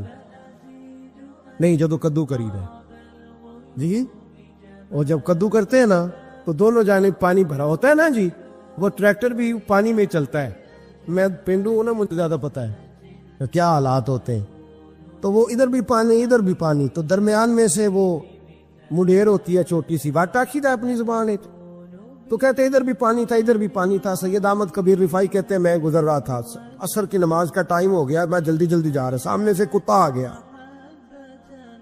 انسان اشرف المخلوقات ہے، لیکن وہ اللہ کا شکر کرے گا کہ اس نے مجھے اشرف بنایا ہے، یہ نہیں کہہ سکتا کہ یہ مخلوق حقیر ہے یہ بری ہے، یہ نہیں کہہ سکتا، شکر کرے کہ مجھے اللہ نے اشرف۔ سید احمد کبیر رفاعی کہتے ہیں کتا آ گیا سامنے سے، اب کتا آیا تو مجھے جلدی تھی، کتا بھی بھیگا ہوا تھا، اب میرا دل کرے کہ کتا نیچے اترے تو میں گزروں، کتا کھڑا ہے کہ یہ سائڈ پہ ہو تو میں گزروں، کہتے ہیں دیر ہو گئی، تو مجھے ڈر لگتا تھا، میں نے کبھی کتے کو بھی نہیں جھڑکا تھا، کبھی کتے کو بھی، اپنی اتنی حیثیت ہی نہیں، جھڑکا ہی نہیں کبھی کسی۔ آپ فرماتے ہیں دیر ہو گئی تو میں نے کہا یا اللہ، حضرت سید احمد کبیر کہتے ہیں میں نے کہا یا اللہ اس کتے کو زبان ہی دے دے، میں اسے کچھ سمجھا ہی دوں، اسے زبان ہی دے دے، تو قادر مطلق ہے، اسے زبان دے دی۔ تو میں نے کتے سے کہا نیچے اتر جا، میں نے نماز پڑھنی ہے، تو کہنے لگا بابا جی آپ اتر جائیں، آپ اتر جائیں، آپ اتر جائیں، میں کیوں اتروں؟ تو سید احمد کبیر رفاعی کہتے ہیں میں نے اس سے کہا کہ بات یہ ہے کہ میرے اوپر نماز فرض ہے، تیرے اوپر فرض نہیں، تو میں نے نماز پڑھنی ہے، اگر میں کھیت میں اتر گیا تو کیچڑ ہے، میرے کپڑوں کو مٹی لگ جائے گی، پتہ نہیں پانی پاک ہے کہ ناپاک ہے، تو اتر جا، تیرے اوپر نماز نہیں فرض ہے، مجھے جانے دے۔ تو سید احمد کبیر رفاعی کہتے ہیں اس نے ایسی بات کی کہ میرے اوپر وجد طاری ہو گیا، کتے نے بات کی تو میں کانپنے لگا، راتی جاگے شیخ سداوے، راتی جاگ دے کتے تیتھوں کتے، مالک دا در مول نہ چھڑ دے، پاوے مارو 100 جتے تیتھوں کتے، وہ ایک برکی کا قدر پچھانل، پاوے مالک ہو من ستے تیتھوں کتے، رکھا سکھا کھا دنے جا رکھاں وچ ستے تے تیتھوں اتے، ات بلیا چل یار منا لے نہیں تے بازی لے گئے نہیں کتے، اٹھ بلیا چل یار منا لے نہیں تے بازی لے گئے کتے تے تھوتے. سید احمد کبیر رفائی کہتے ہیں وہ مجھے کہنے لگا آپ اتر جائے. تو میں نے کہا بھائی میرے اوپر نماز فرض ہے تیرے اوپر فرض نہیں, تو اتر جا, میرے کپڑے آلودہ ہو جائیں گے تو کیا کروں گا. تو کہتے ہیں اس نے بات کی تو میں گھبرا گیا اور چھلانگ لگا کے میں کھیت میں اتر گیا. مجھے کہنے لگا بابا جی کپڑے اگر آپ کے کیچڑ سے آلودہ ہو گئے تو پانی سے صاف ہو جائیں گے, اور اگر مجھے حقیر جان کے آپ کا دل آلودہ ہو گیا تو 7 سمندروں سے بھی صاف نہیں ہوگا. کپڑے پانی سے دھل جائیں گے اور دل اگر تکبر سے آلودہ ہوا تو 7 سمندروں سے بھی صحیح ہو سکتا. نہ حقیر نہیں جاننا, نہ مولوی کو, نہ صوفی کو, نہ درویش کو, نہ کھیت میں کام کرنے والے کو, نہ پٹھے پہ مزدوری کرنے والے کو, نہ گاڑی کا شیشہ صاف کرنے والے کو, نہ تیل ڈالنے والے کو, نہ کسی کو حقیر نہ جان, نہ کسی کے حال پہ طنز کر, نہ کسی کے غم کا مذاق اڑا, وہ جس سے چاہے جیسا نواز دے. یہ مزاج لطف رسول ہے. نہ کوئی آیا لے کے چلا گیا, کوئی عمر بھر بھی نہ پا سکا. میرے مولا تجھ سے گلا نہیں, یہ تو اپنا اپنا نصیب ہے. بھائی حقیر نہیں جاننا. سید احمد کبیر رفائی فرماتے ہیں وہ کتا تو گزر گیا, میں دوڑا گھر گیا, جا کے میں نے غسل کیا, کپڑے بدلے. فرماتے ہیں پہلے بھی میں اثر پڑتا تھا پر آج جب نماز پڑھی تو بڑا ہی مزہ آیا. میں سر سجدے میں رکھوں میرا اٹھانے کو جی ہی نہ چاہے, میں رکوع میں جاؤں تو میرا سر اٹھانے کو دل ہی نہ چاہے. میرا دل کرے آج مغرب لیٹ ہو جائے, آج سورج دیر سے غروب ہو, میں آج سارا دن اثر ہی پڑھتا رہوں. بھائی جب تو عاجزی والی پڑھتا, جب تو انکساری والی پڑھتا, جب تو حضرت سیدنا معاویہ بن خدیج رضی ایک حضرت معاویہ بن سفیان ہے, ایک معاویہ بن خدیج صحابی ہے, وہ کہتے ہیں میں جنگ فتح کر کے آیا تو سخت گرمی کا موسم تھا, مجھے پتا تھا کہ عمر فاروق دوپہر کو آرام کر رہے ہوں گے. آپ فرماتے ہیں میں مسجد نبی میں بیٹھ گیا, ایک بچی جناب عمر کے گھر سے نکلی تو مجھے کہنے لگی معاویہ آپ کا نام ہے؟ میں نے کہا ہاں. اندر جا کے جناب عمر کو بتایا تو عمر دوڑے آئے, اور جب آئے تو سر پہ ٹوپی کوئی نہیں, پیروں میں جوتا کوئی نہیں. کہنے لگے میں تیرا انتظار کر رہا تھا, آج مجھے امید تھی تو آئے گا, تو نے بتایا کیوں نہیں؟ تو میں نے کہا حضور مجھے پتا ہے رات ساری آپ چہرے پہ کپڑا ڈال کے مدینے کی گلیوں میں رہتے ہیں, تو دوپہر کو آپ آرام کرتے ہوں گے, اس لیے میں نے کوشش کی کہ آپ کو بیدار نہ کروں, آپ آرام کر رہے ہوں گے, اس لیے یہ میں نے کوشش کی کہ میں بیٹھتا ہوں مسجد میں آرام کرتا ہوں, جب آپ آئیں گے تو دیکھی جائے گی. حضرت عمر فاروق نے جلال کیا, فرمایا تو مجھے غافل سمجھتا ہے کہ میں سو جاؤں گا؟ اور آپ فرمانے لگے میں قوم کا خادم ہوں جس کی اتنی زیادہ رعایا ہو کو سو جائے چپ کر کے, میں نے جواب نہیں دینا اللہ کی بارگاہ میں. فرمایا میرے امیروں کی طرح سونے جاگنے کے وقت مقرر نہیں, میں قوم کا خادم ہوں, جس وقت بھی آیا کرو مجھے جگا لیا کرو, مجھے قبر میں جا کے خدا کو بھی جواب دینا ہے, محمد مصطفیٰ کو بھی جواب دینا ہے. دوستو, بزرگوں اور بھائیوں, اللہ تبارک و تعالی نے اس امت کو ساری امتوں کا سردار بنایا. کنتم خیر امت کہہ کے اس امت کو اللہ تعالی نے تمام امتوں کی امامت عطا کر دی. رب کریم نے نبی کریم علیہ السلام کے صدقے سے ہم گناہگاروں کو بھی وہ فضیلت عطا کی جو حضور کے غلاموں کو نصیب ہے. لیکن بڑا آدمی وہ ہوتا ہے جس کی سوچ بڑی ہو, جس کے افکار بلند ہوں, جس کی نگاہ پاک ہو, جس کا حوصلہ بڑا ہو. اللہ تعالیٰ نے ہمیں امامت دی ہے امتوں کی, لیکن اگر سوچیں سطحی قسم کی ہوں, ذہن چھوٹے چھوٹے مفادات کے ہوں, ساری زندگی انسان اپنی دکان کی, اپنی ذات کی, اپنے گھر کی, اپنی برادری کی سوچ سے باہر ہی نہ نکلے, تو وہ آفاقیت جو اللہ اور اس کے پیارے محبوب صلی اللہ علیہ وسلم ہمیں دینا چاہتے ہیں وہ ہمیں کیسے حاصل ہوگی؟ جو قومیں اپنے چھوٹے چھوٹے ذاتی مفادات کے لیے ملی سودے کرے, اپنا گھر بنانے کے لیے ملکوں کو مقروض کر دیں, تو وہ کیسے دنیا کی امامت کا فریضہ سر انجام دیں گے؟ ساری زندگی اگر انسان اس رٹے سے باہر نہ آئے کہ میں کیسے اونچا ہو سکتا ہوں، میرے بچے کیسے آگے جا سکتے ہیں، مال کیسے کما سکتا ہوں، یہ میرا گھر بہت بڑی حویلی میں کیسے بدل سکتا ہے، فیکٹری 1 کی 4 کیسے ہو سکتی ہیں، اور کوئی ملی کام ہی نہ کرے وہ، تو وہ آفاقیت جو اسلام چاہتا ہے وہ کیسے پیدا ہوگی؟ اقبال کہنے لگے کہ عجب نہیں کہ خدا تک تیری رسائی ہو، پر تیری نظر سے پوشیدہ ہے آدمی کا مقام۔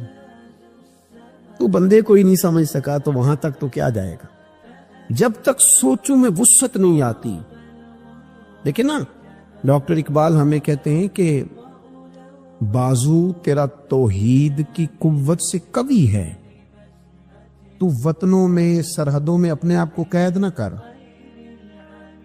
تو اللہ تبارک و تعالیٰ کا نائب ہے اور خدا کے فضل کا تیرے اوپر سایہ ہے، بازو تیرا توحید کی قوت سے قوی ہے، اسلام تیرا دیش ہے اور تو مصطفی ہے، تو اپنے مذہب کو اسلام جان، اپنے وطن کو، اور تھوڑی بڑی سوچ پیدا کر، تھوڑا بڑا۔ اور اقبال کہنے لگے وقت فرصت ہے کہاں، کام ابھی باقی ہے،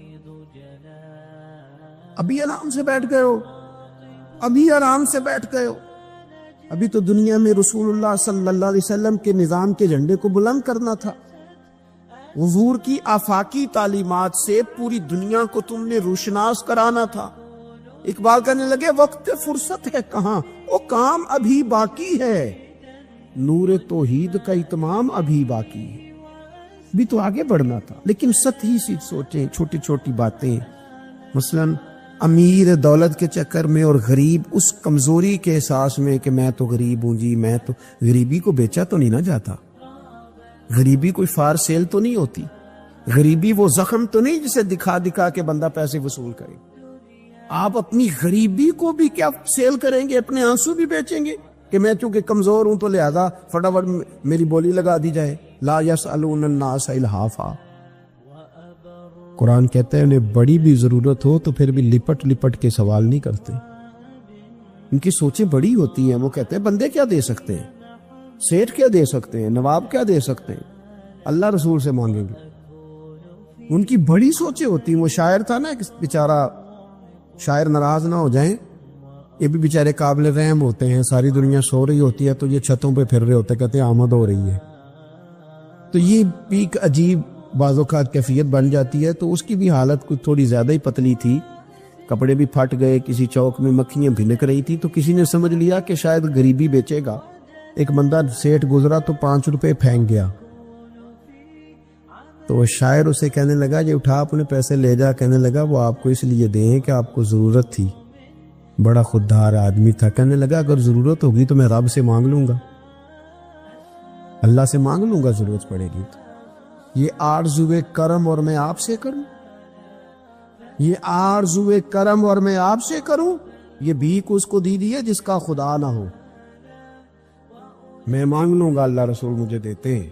خودداری، عزت نفس، بڑی سوچ، بلند افکار، یہ ذات کا جو چنگل ہے نا، اس سے اپنے آپ کو آزاد کیا جائے، میری بات بن جائے، مجھے کو چودھری مان جائے، مجھے کو بڑا مان جائے، کسی کو پتہ چل جائے تعلق ہے، کسی کو پتہ چل جائے فلانے کا نام آتا ہے، کسی کو میں، بھئی آپ کمزور ہو جائیں گے، آپ تو بھیک اور خیرات مانگنے لگیں گے عزت کی، آپ کس چکر میں پڑ گئے؟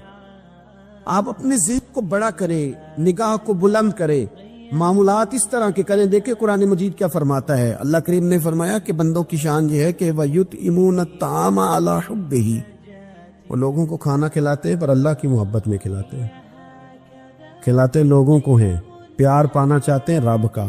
مسکینم و یتیمم و اسیرا، مسکین کو بھی، یتیم کو بھی اور قیدی کو بھی۔ کبھی اگلی آیت پر آپ غور کریں نا، فرمائے انما نطعمکم، بے شک وہ کھانا کھلاتے ہیں لوجہ اللہ، اللہ کی رضا کے لیے، لا نرید منکم، اور وہ نہیں چاہتے جزاء ولا شکورا، نہ وہ کوئی جزا مانگتے ہیں اور نہ ان کا دل کرتا ہے کہ ان کا شکریہ ہی ادا کریں، شکریہ کے لفظوں کا تکلف بھی نہیں چاہتے، ولا شکورا، شکریہ کے جملے بھی کوئی بولے انہیں پسند، کیوں؟ اس لیے کہ انما نطعمکم لوجہ اللہ، کیونکہ کھلایا جو اللہ کے لیے ہے، پھر کسی کو کہنا میرا احسان مند بان شکر گزار ہو، یہ بات درست نہیں ہوتی۔ میرے عزیز تھوڑی سی نا بڑی سوچ۔ اللهم صل على محمد وعلى آل محمد كما صليت على إبراهيم وعلى آل إبراهيم إنك حميد مجيد۔ اللهم بارك على محمد وعلى آل محمد كما باركت على إبراهيم وعلى آل إبراهيم إنك حميد مجيد۔ ضروری نہیں کہ آپ سماجی ہوں، سیاسی ہوں، آپ کا بڑا رکھ رکھاؤ ہو، یہ کوئی ضروری ہے؟ آپ کی سوچ بڑی ہو، ذہن میں وسعت ہو، آپ غریب آدمی ہو بھلے، آپ بات ملنی کرے، آپ کو احسار کرنا آتا ہو۔ میں نے پچھلے جمعے بتایا تھا کہ ایک صحابی نے بھوکے رہ کے مہمان کو کھانا کھلایا۔ ان کی اپنی حالت یہ تھی کہ ایک وقت کا کھانا نہیں تھا۔ آپ کے مزاج میں وسعت ہو، مزاج میں۔ بخاری شریف میں حدیث ہے، نبی پاک صلی اللہ تعالی وسلم کے سامنے سے ایک شخص گزرا۔ کریم محبوب علیہ السلام نے لوگوں سے پوچھا کہ اس کے بارے میں تمہاری کیا رائے ہے؟ عرض کی یا رسول اللہ بہت وزادار آدمی ہے، بڑا باوقار ہے، کوئی بھی بات کرے تو لوگ توجہ سے سنتے ہیں، کہیں پیغام نکاح دے تو اسے رشتہ مل سکتا ہے، کسی کی سفارش کرے تو قبول کی جا سکتی ہے۔ حضور زیر لب ہلکا سا مسکرائے اور خاموش ہو گئے۔ بڑے بڑے سیاسی سماجی لوگ ہوتے ہیں نا شہروں میں، وہ بیچارے مطلب ان کا بس نہیں چلتا کسی کی منت کریں کہ کہہ 2 دفعہ مجھے چودھری صاحب، گزارش کریں، کسی کا ترلا کریں کہ مہربانی کر 2 دفعہ کہہ دے میں بڑا آدمی ہوں، بول دے صحیح۔ شیخ سعدی کہتے ہیں جس طرح لکڑی کو گھن کھا جاتی ہے، بڑے لوگوں کو خوشامد کھا جاتی ہے، کھوکھلا کر دیتی، صلاحیتیں ضائع ہو جاتی، تعریف کا اتنا شوق لگ جاتا ہے، اتنی لت لگ جاتی ہے تعریف۔ تو حضور خاموش ہو گئے۔ تھوڑی دیر کے بعد ایک غریب آدمی گزرا، یہ بخاری ہے۔ نبی کریم صلی اللہ علیہ وسلم نے فرمایا اس کے بارے میں تمہارا کیا خیال ہے؟ عرض کی یا رسول اللہ یہ تو غریب آدمی ہے، سادہ آدمی ہے، یہ کوئی بات کرے تو لوگ توجہ سے سنے نہ، پیغام نکاح دے تو کوئی اسے رشتہ بھی نہ دے، اور حضور یہ سفارش کرے تو قبول بھی نہ ہو۔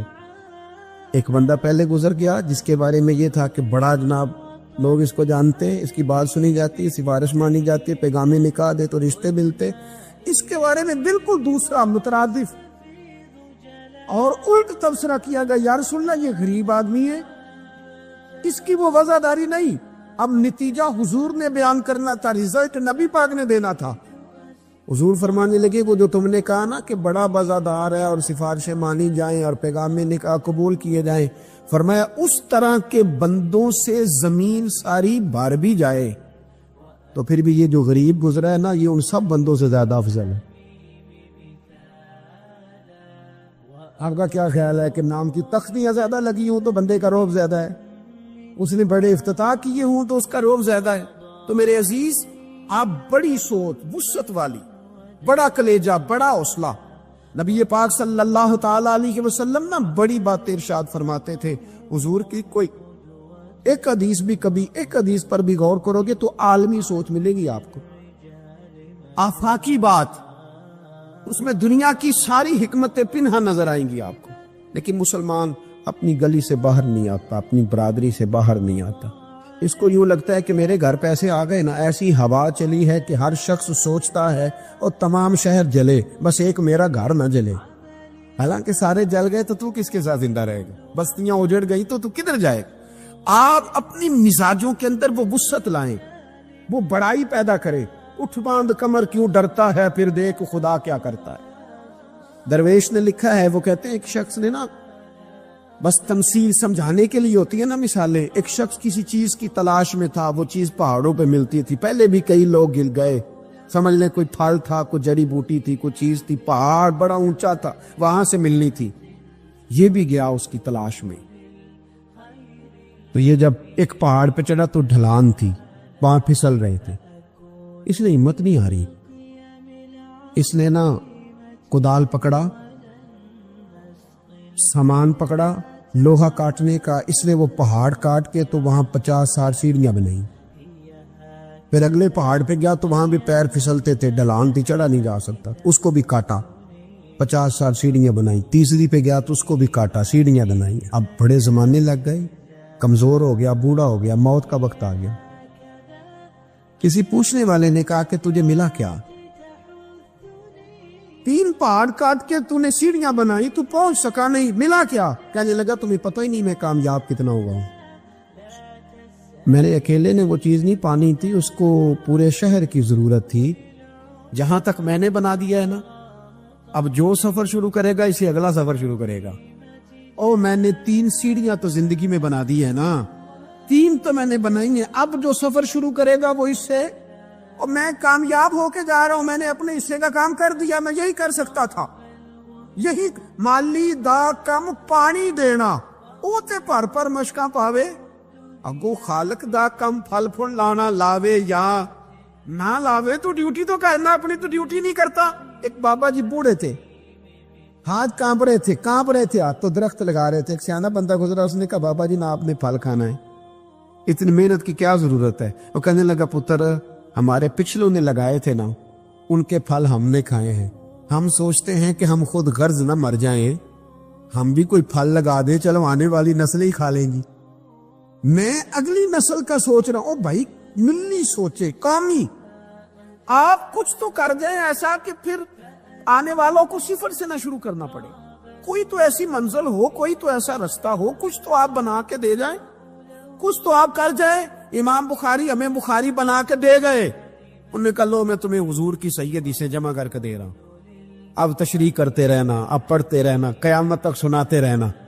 لیکن وہ ہمارا یہ والا سفر انہوں نے ختم کر دیا کہ ہم جائیں، جا کے حدیث تلاش کریں، ڈھونڈ کے لائیں، اس کی صحت پر بحث کریں. وہ بھائی ہمارے بزرگوں نے جتنا کام کیا نا، ہمارے اسفار آسان کیے، ہمیں کچھ ملی کرنا چاہیے. باتیں میں نے کہا سمجھانے کے لیے ہوتی ہیں. جب صحابہ مدائن کی جنگ میں تھے نا، تو وہاں مال غنیمت کٹھا ہو رہا تھا. تو ایک صحابی بہت سارا مال غنیمت ان کے ہاتھ آیا، تو وہ سارا لے کے آئے، پر چہرے پہ کپڑا تھا، چہرے پہ کپڑا تھا. انہوں نے لا کے وہ مال غنیمت دیا. واپس جانے لگے تو لوگوں نے پوچھا یار تم اتنا مال لے آئے ہو، تم رکھ بھی سکتے تھے، ہمیں کیا پتا تھا تمہارے پاس ہے، تو نام ہی بتا دو. تو کہنے لگے نام بتاؤں گا تو کیا کرو گے، تعریف ہی کرو گے نا. میں وہ تعریف کرانا چاہتا ہوں جو میرے رب کریم کی بارگاہ سے نام ملے اور فرشتوں کی زبانوں پہ آئے. تم تو 1-2-4 منٹ کے لیے کرو گے، بات ختم ہو جائے گی. اور پھر کہنے لگے اگر تم نے ضرور ہی کرنی ہے نا تو میرا نام چھوڑو، میرے رب کی تعریف کرو جو تعریف کے قابل ہے. الحمدللہ رب العالمین، اس کی کرو تعریف. تمہیں میں کیوں نام بتاؤں؟ کہتے وہ چلے گئے صحابی چھوڑ کے، تو لوگوں کو اتنا تجسس ہوا کہ کوئی پیچھا کر رہا ہے، کوئی ان کے دوستوں سے پوچھ رہا ہے، کوئی ان کے قبیلے سے پوچھ رہا ہے. جب وہ سارے لوگ گھوم رہے تھے نا، اللہ اکبر، تو صحابی سے لوگوں نے کہا کہ آپ کے پیچھے تو لوگ لگ گئے ہیں. کہنے لگے دیکھ لو پھر، اگر میں نے اپنی تعریفیں روکی تھی تو میرے رب نے جگہ جگہ میری تعریفیں کرا دی، جگہ جگہ. اور میرے دل میں ابھی بھی نہیں ہے کہ میری تعریف کی جائے. تعریف اس رب کی ہونی چاہیے جو تعریف کے لائق ہے. ہم نا سطحی سوچے پیدا کرتے ہیں، سطحی. شہاب نے ایک جگہ پہ لکھا ہے، اس نے کہا یہ جہاں آج منگلا ڈیم ہے نا، یہاں پہلے میرپور شہر ہوتا تھا. اصل ایک جنگ میں جب یہ تباہ ہوا نا تو بڑا درد تھا شہر کے پرانے لوگوں میں کہ ہمارا شہر پھر سے آباد ہو جائے. کہتے ہیں میری ڈیوٹی تھی، ایک افسر میرے ساتھ اور تھا، جیپ میں جا رہے تھے، ایک بوڑھا آدمی، اس کی بیوی ساتھ، گدھے پہ 2 بوریاں رکھ کے گزر رہا ہے ہمارا، گاڑی قریب سے گزرنے لگی تو ہاتھ دے کے کہنے لگا پتر بیت المال کدھر ہے جہاں مال جمع کراتے ہیں؟ حکومت کی وزارت خزانہ کا دفتر کہاں ہے؟ کہتے میں نے بوڑھے کو دیکھا اور اس کی بیوی کو دیکھا، دونوں ایک نے اس طرف سے بوری پکڑی ایک نے اس طرف سے، گدھا چل رہا ہے۔ میں نے ان سے کہا بابا کدھر جا رہے ہو اور یہ کیا ہے؟ کہنے لگے پتر ہمارا شہر تباہ ہو گیا ہے، تو میں نے اور میری بیوی نے کئی مہینے لگا کے ملبہ صاف کر کے چاندی اور سونا جمع کیا ہے، یہ 2 بوریوں میں بھرا ہے، پتر صحیح نظر بھی نہیں آتا، یہ پہنچانا ہے ذرا بیت المال میں تاکہ ہمارا شہر پھر سے بن جائے، حکومت کے خزانے میں پیسے آئیں، یہ بستیاں پھر سے آباد ہو جائیں، ہمارے بزرگوں کی ہمارے بڑوں کی یہاں قبریں ہیں، یہ شہر بستا رہے ہنستا رہے، لوگ یہاں آتے رہیں، کوئی ہماری قبروں پہ۔ کہتے میں نے بابے کے ہاتھ دیکھے تو چھالے سے بھرے ہوئے، اس کے کپڑے دیکھے تو پھٹے ہوئے، بوری سونے کی بھری ہوئی۔ کہتے میں رو پڑا، میں نے کہا تیرے قربان جاؤں، تو نے اتنی محنت کی ہے گھر بنانے کے لیے نہیں شہر بسانے کے لیے۔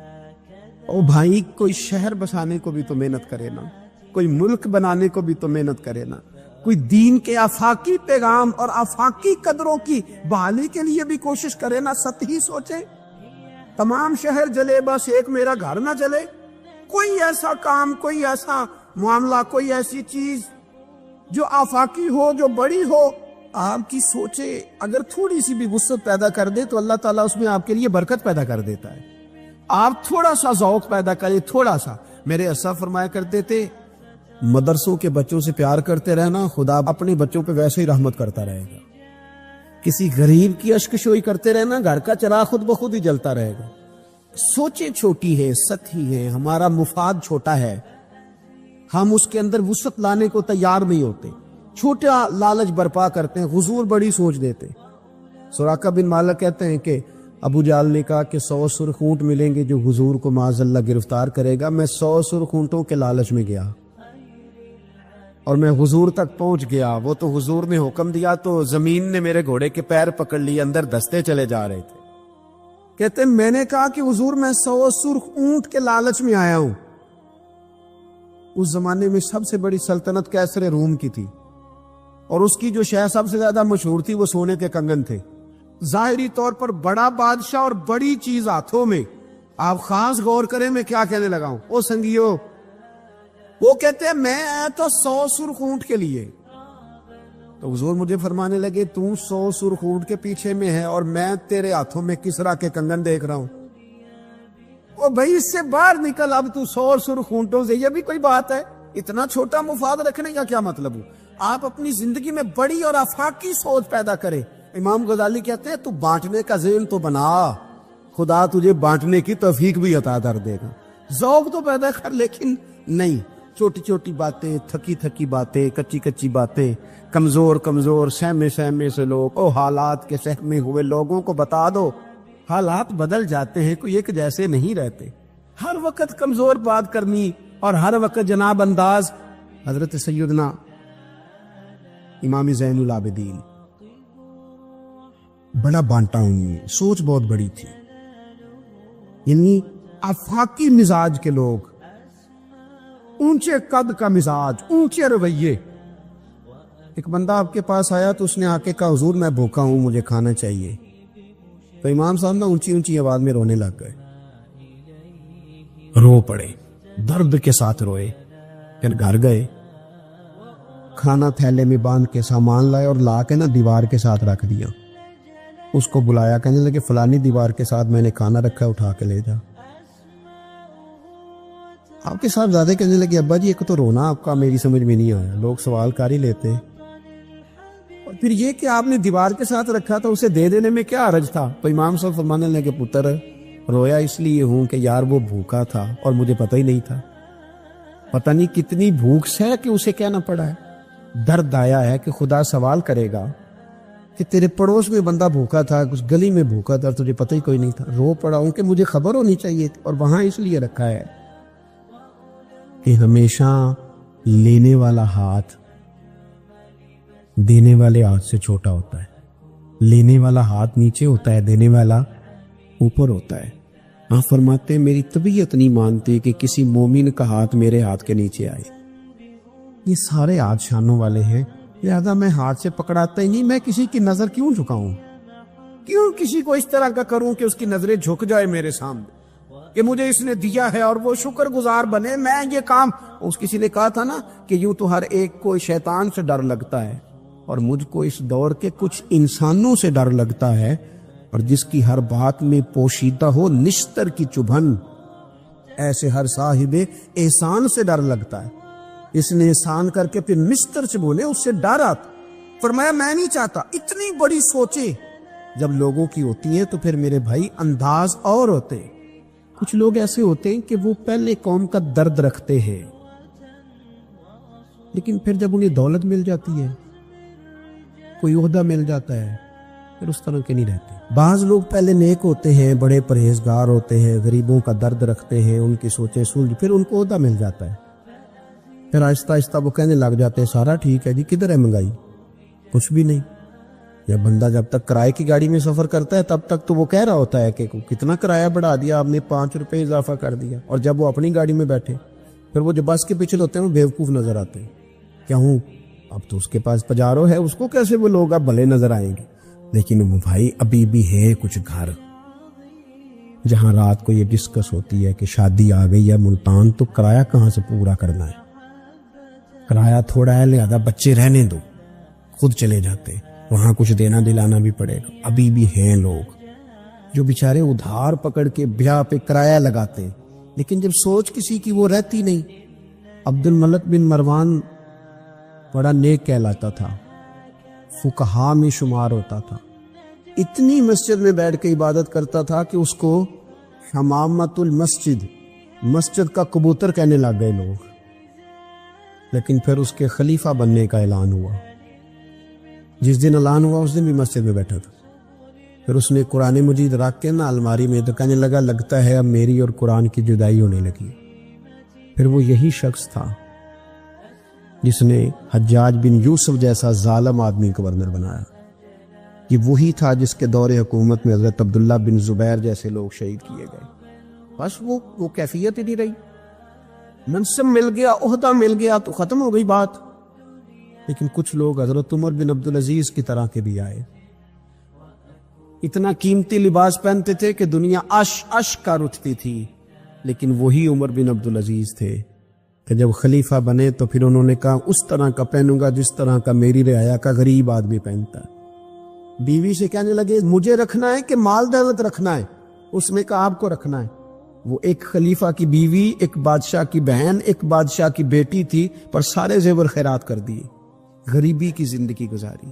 کچھ لوگ نہیں بدلتے، کچھ عہدہ آ گیا، مال آ گیا، روح بھی بدل گیا. کہانی میں اور ہو گئی.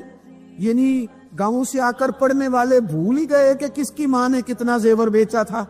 پھر ان کے حالات بھی بالکل تبدیل ہو گئے، انہیں پتہ ہی نہیں ہم کیا تھے.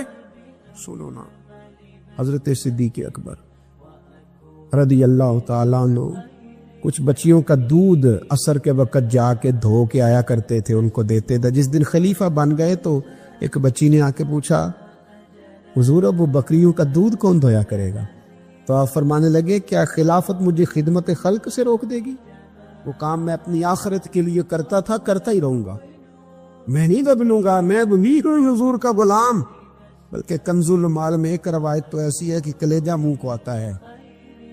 ایک اونٹ گم ہو گیا مال غنیمت کا. سیدنا فاروق اعظم اونٹ ڈھونڈتے ہیں، کبھی ادھر بھاگتے ہیں، کبھی میری ذمہ داری ہے، مجھ سے قیامت میں سوال ہوگا، اور یہ مسلمانوں کا مال ہے، میں اس کا امین. ادھر بھاگتے ادھر بھاگتے ادھر بھاگتے. ایک شخص نے کہا حضور آپ بیٹھ جائیں، کسی غلام کی ڈیوٹی لگائیں. 24 لاکھ مربع میل پر حکومت، علم بھی، فضل بھی، تقوی بھی، اور سب سے بڑھ کر عمر وہ ہے جن سے اللہ بھی راضی، رسول اللہ بھی راضی صلی اللہ تعالی علیہ وسلم. حضرت عمر سے کہا بیٹھ جائیں، غلام کی ڈیوٹی لگائیں. حضرت عمر نے رخ پھیر کے دیکھا اور اس بندے کی طرف دیکھ کے کہنے لگے میں بھی تو ایک غلام ہی ہوں. کیا ہوں میں؟ ایک غلام ہی ہوں. میں تو غلام ہی ہوں. اتنے محل چڑھایا سانیہ، غلام ہی ہوں میں. کیا ہوں میں؟ جب آپ نے یہ لفظ کہے تو بندہ کہتا ہے نارمل بات تھی، میرے بھی آنسو نکلا. یار یہ بھی کوئی انداز ہوتا ہے، لیکن بھول گئے لوگ، اپنوں کو بھول گئے، اپنوں کو بھول گئے، اپنے قریبیوں کو بھول گئے۔ دولت آئی تو پھر وہ محلہ پسند نہ آیا، پھر گھر سوسائٹی میں بن گیا، پھر یار بدل گئے، پھر رشتہ داریاں بدل گئی، پھر حالات اور ہو گئے۔ اپنی سوچیں بڑی کریں، ذہن بڑا کریں، اپنے اندر تغیر نہ لائیں۔ آپ آفاقی بن جائیں، ذہن بڑا ہو تو خدا عطا بھی بڑا ہی کرتا ہے۔ اللہ سمجھنے کی توفیق عطا فرمائے۔ آخر دعویٰ